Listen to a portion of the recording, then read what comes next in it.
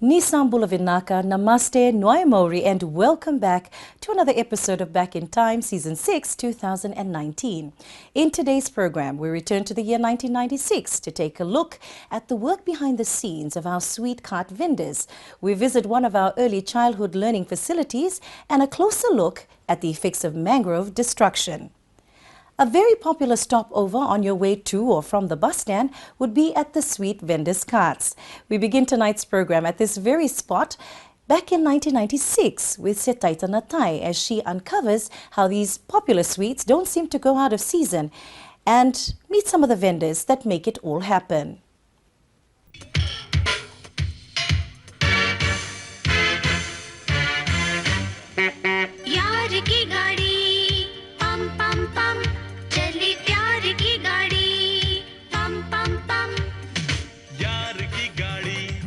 Remember those days when that spending money for school was used on Indian sweets? The favorite being tamarind, gulgula and beans?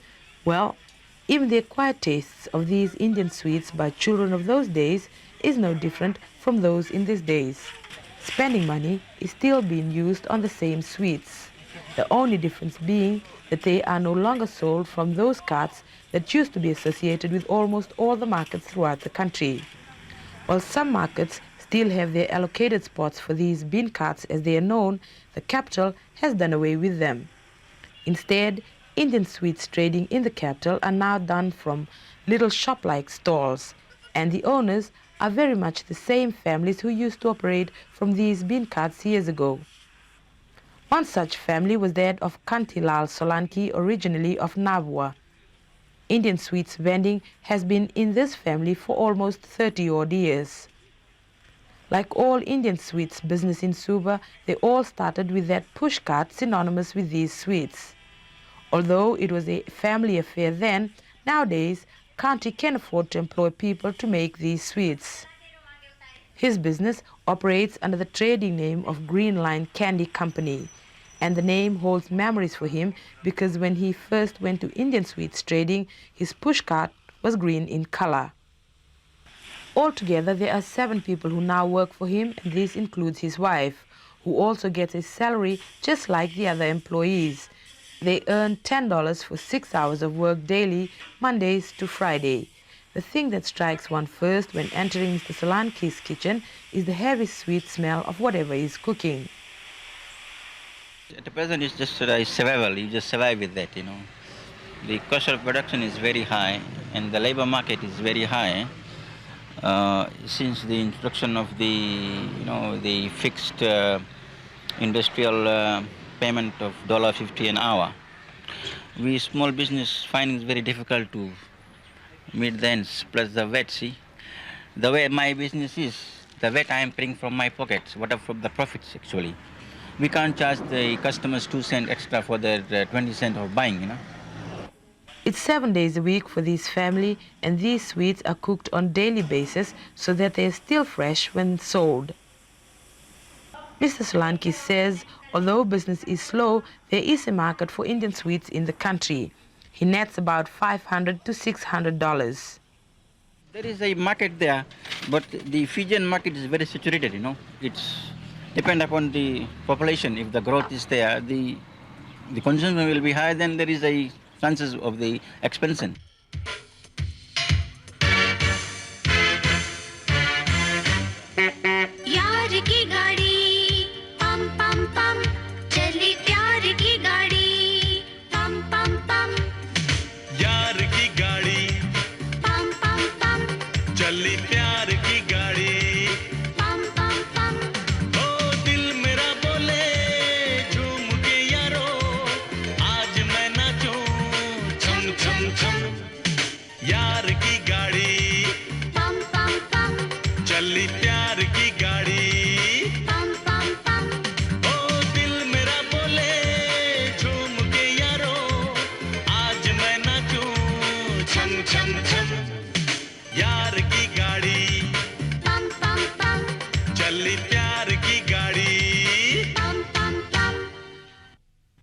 Like Mr. Solanki, Saraswati also sells sweets. For her, it's a totally family affair. Each morning, together with her husband Dhirendra Kumar, the wake-up call time is 4 o'clock. Lakri, beans and gulgula are the first to be made, while other sweets like jalebi, roro and potato chips are the ones that's cooked last. This, according to Saras, is because in this hot weather it goes stale easily. Selling them won't be good for the business, so they always have to be fresh. They first went into business about 17 years ago, 3 weeks after their marriage. Like Mr. Solanki, they also started from a pushcart. The money they earned from this business has enabled them to build their house and send their children to school and, of course, meet the needs of their extended family. While they have 2 stalls at the market stand, they also take orders to supply for one other stall also in the market. In this business, healthy standards are quite high, and every month Saras gets an inspection from the rural local authorities. As it's a family affair in Saras's kitchen, nobody minds the heat generated from the cooking. They all busily do their bits before 7 to cut the supply to the market stalls.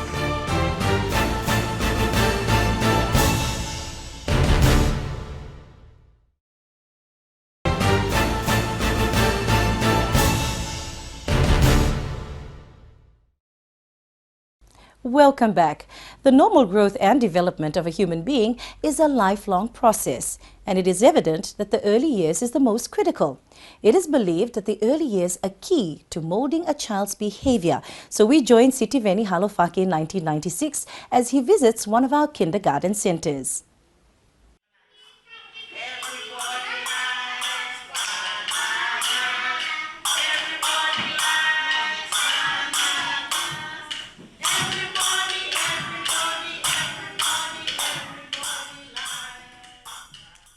The Etina Havea Kindergarten Center at Veuto in Suva is named after the late wife of a former principal of the Pacific Theological College, Dr. Sione Amanaki Havea, who collapsed and died at its center's church in 1978.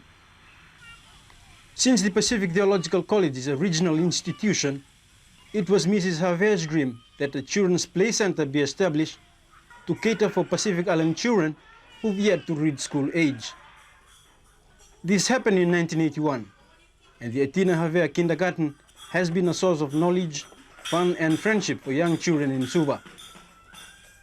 Currently, there are more than 400 kindergarten teachers serving in about 380 centers around Fiji, and to motivate children at such an early age is never easy. One who's been actively involved in this role is the supervisor of the Etina Havea Kindergarten, Caroline Itangi. She spent 15 years in the center. Better known as Teacher Kara, she loves being a mother to 45 children for half a day, especially in a center which comprises youngsters from Tonga, Western Samoa, Vanuatu, Tuvalu, and Fiji. From different cultural backgrounds, it's these kindergarten teachers who have to face the challenges of trying to convince and teach these children the required behavior in school.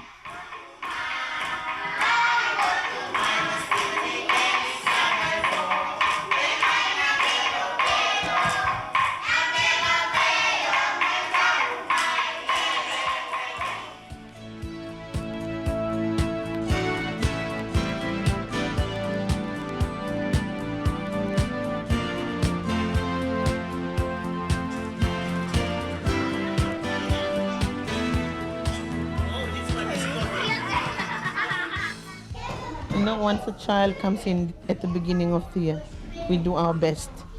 We set our rules so the children will follow.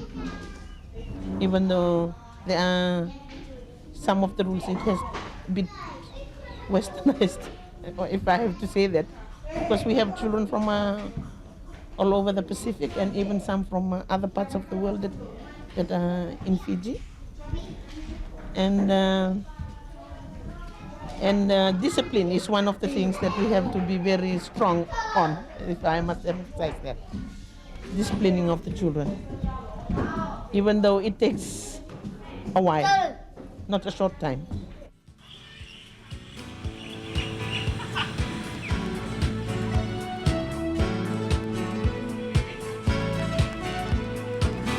A typical day starts at 8 in the morning when parents drop off their children and once they are familiar with the routine, they need not be told what to do.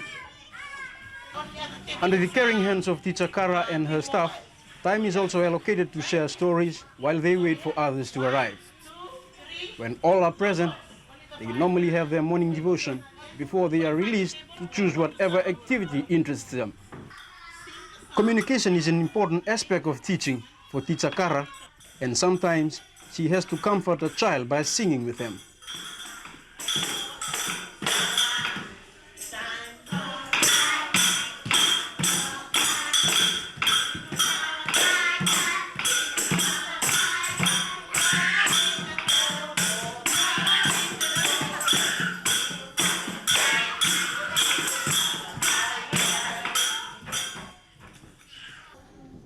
The only difficulty that we always find is the language at the beginning of the year. Because the children come from the different islands in the region. I remember at the beginning we used to have a gate over there to stop the children from running home. But now they are more. The change has come, and we keep on talking, and we try to learn, the very simple words that would make us able to communicate with them in their own language, to keep them here.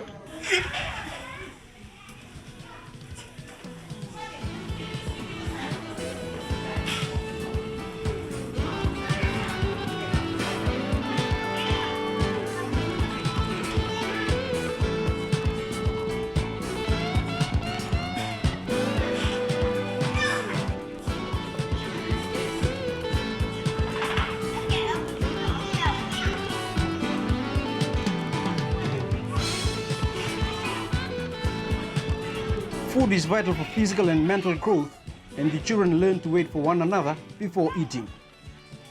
They normally take a short break at the library after having lunch, while Teacher Kara and her staff clean and sweep the floor, getting ready to close another day's work. Although these children only spend half a day in the center, it requires the patience and love of a saint to cope with their restless energy. It's obvious staff here have these qualities in abundance. While there's regrettably no permanent teacher training in place for preschool teachers, they have continued to contribute significantly to the development of young children in Fiji. At the moment, we have about 374 preschool centers running in both urban and rural areas, with 420 teachers teaching in those centers. We're very grateful to the management committee, for their hard work in running their centers with some assistance from government, particularly in the area of teacher training and advisory services.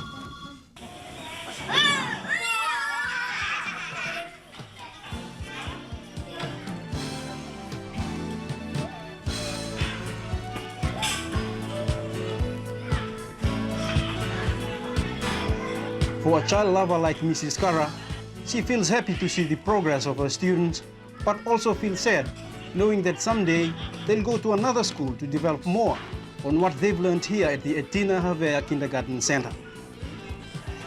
Life in a kindergarten center is an important gateway that lays the foundation of education and provide basic skills while preparing them for school. And some of these cute youngsters may say, without kindergarten, you can know nothing. Or to put it positively, with kindergarten, you can do everything. Everything is for children. Their business is children, the heart for children.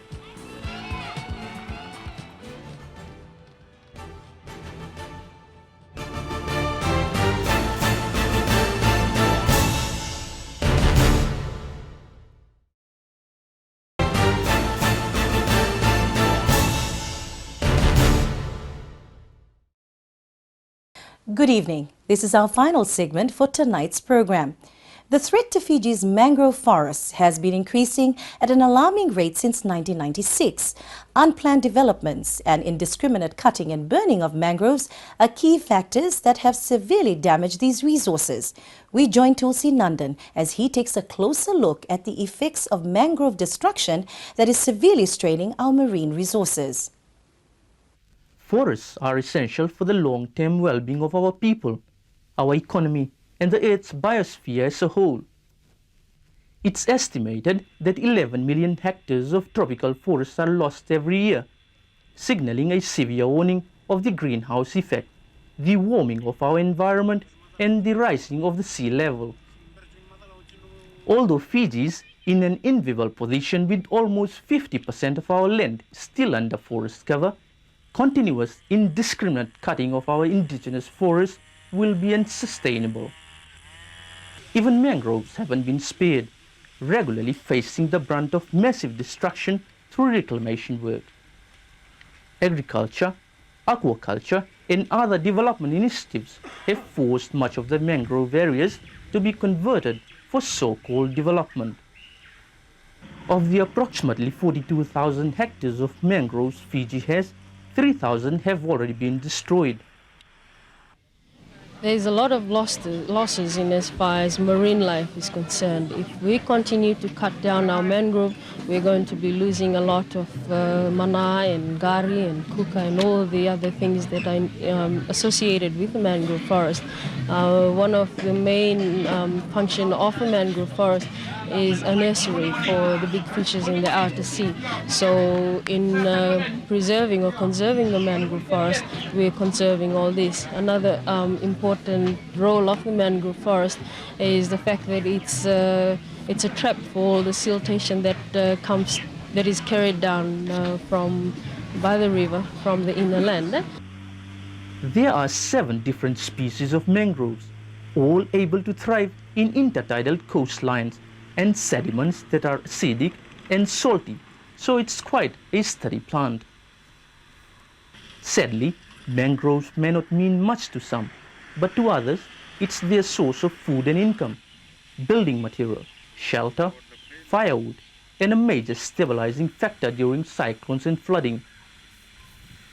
It's a natural deterrent against coastal erosion, and its ecosystem is a storehouse of a precious biodiversity of inshore marine life.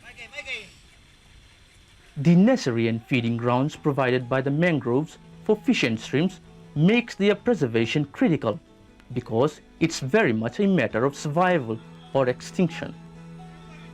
The annual celebration of Arbor Week has done much to make people aware of our environment, but it has to take a concerted effort by everyone to stave off what can become a grave problem.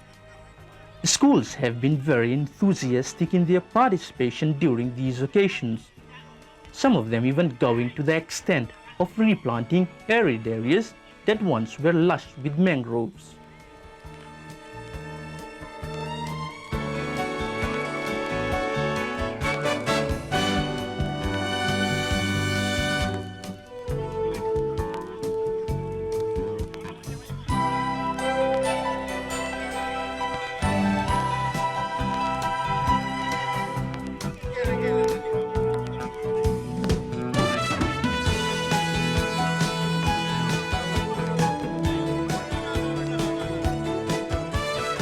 Seawall that's been slowly falling apart. So as we also experiencing strong winds and strong tidal waves and coastal erosions, probably by planting dongo will help to soil erosion. The Forestry Department, like every other year, organized competitions and activities where prizes were won as a matter of incentive. Navalau Indra, which had been the center of national celebrations this year, applauded government's decision to plant coastal trees.